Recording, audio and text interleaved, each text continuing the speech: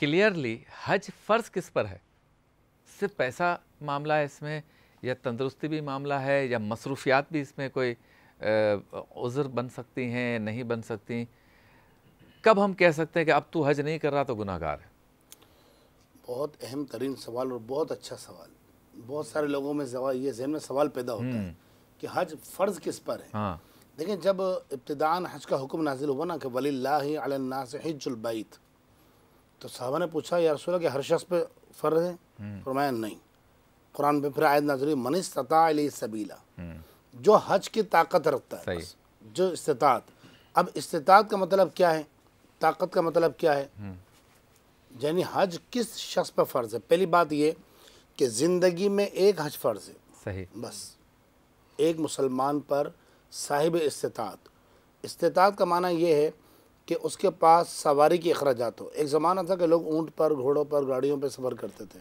تو اس زمانے کے اعتبار سے اس وقت، اور آج جو سواری ہے وہ ہوائی جہاز ہے. یعنی ہوائی جہاز کا ٹکٹ ہے اس کے پاس. ایک بات. دوسرا کہ خالی ہوائی جہاز کا ٹکٹ ہونے سے حج فرض ہو جائے گا؟ نہیں. وہاں جا کے اخراجات کر سکتا ہو. وہاں کے ہوٹلز ہیں، وہاں کا رہائش ہے، وہاں کا اقامہ ہے، یا وہاں کے ویزے کی فیسیں ہیں، یہ سب اس کے پاس موجود ہو. کیونکہ وہاں جا کے بھیک نہیں مانگنی ہے، اپنا خود اخراجات. اور قرض کر کے بھی نہ جائے.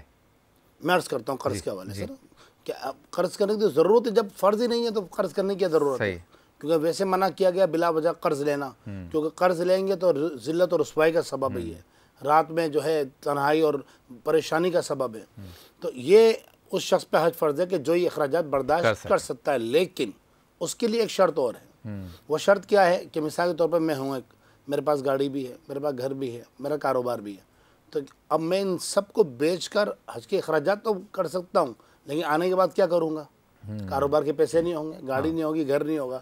تو اس شخص کے پاس جو یہ سب اخراجات بھی برداشت کر سکتا ہو اور پیچھے فیملی کے لیے اتنا چھوڑ کر جائے کہ وہ کاروبار بھی اس کا چلتا رہے، یہ یعنی وہ کر سکتا ہے. اگر یہ سب کچھ کاروبار بھی چلتا رہے، کھینچاتانی کر کے نہ جائے. بالکل نہیں. یہ تو شریعت کو مطلوب ہی، سافٹ طریقے سے جائے. شریعت کو مطلوب ہی نہیں ہے. کہ اللہ فرماتا ہے وَاللَّهُ يُرِيدُ بِكُمُ الْعُسْرَ وَاللَّهُ يُرِيدُ بِكُمُ الْيُسْرَ. اللہ تو تمہارے لیے آسانیاں چاہتا ہے، اللہ تمہیں تنگی میں نہیں ڈالنا چاہتا. تو لہٰذا اگر جس شخص کے پاس یہ استطاعت موجود ہے کہ وہ آنے کے بعد ایسا نہیں کہ حج سے آنے کے بعد بھیک مانگنا شروع کر دے، رہے گا کہاں؟ تو یہ سب اس کے باوجود یہ ساری استطاعت ہوں اور پھر حج نہ کریں.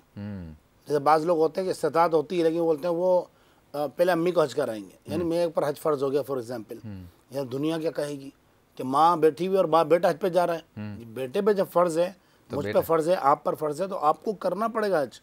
تو پھر ماں پر مطلب اس وقت فرض اگر فرض نہیں ہے تو پھر ان کو نہیں لے جا سکتے. دونوں شرائط نہیں پائی. اور اگر ایسا بھی ہوتا ہے، کیونکہ ہمارے ہاں بدقسمتی یہ ہے کہ شریعت کو نہیں دیکھا جاتا کسی بھی معاملے میں. ہم بولتے ہیں یار روایت یہ ہے، لوگ کیا کہیں گے. تو بھائی لوگ، آپ اللہ کا حکم دیکھیے. اگر آپ پر فرض ہے، اب ظاہر سے پاکستان میں اس وقت کم سے کم 10 لاکھ روپے کا حج ہے.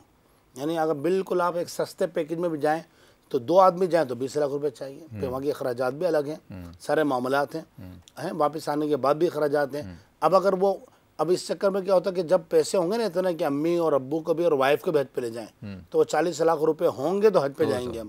نہیں، اگر میں اکیلا کر سکتا ہوں حج اور میرے پر اتنی استطاعت ہے کہ میں یہ سارے افورڈ کر سکتا ہوں اور آنے کے بعد میرے معاملات زندگی معمول کے مطابق چلتے رہیں، تو پھر نبی کریم علیہ الصلوۃ والسلام نے ارشاد فرمایا جو استطاعت ہونے کے باوجود حج نہ کرے، تو فرمایا اللہ کو کوئی حاجت نہیں ہے کہ وہ کس وادی میں ہلاک ہوتا ہے. اللہ کو کوئی پرواہ نہیں ہے کہ یہودیوں کے مرے یا نصرانیوں کے مرے. تو لہذا جس پر حج فرض ہے خوش دلی کے ساتھ حج کرے. اور نبی کریم علیہ السلام نے فرمایا کہ جو حج کرتا ہے نا، اللہ اس کے مال میں برکت عطا فرما دیتا ہے. کیا بات.